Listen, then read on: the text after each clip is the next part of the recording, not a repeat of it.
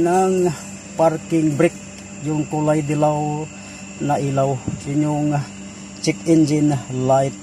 So ayan, i-check natin gamit nitong scan tool at ating titingnan kung anong diagnostic trouble code na makikita.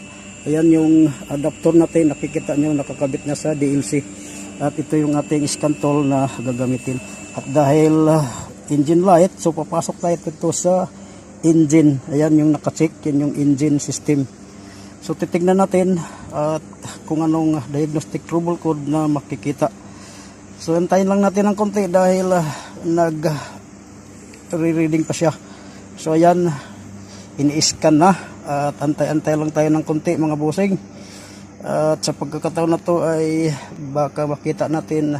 So ayan, makikita po natin mayroon siyang DTC na P2096 post catalyst fuel trim system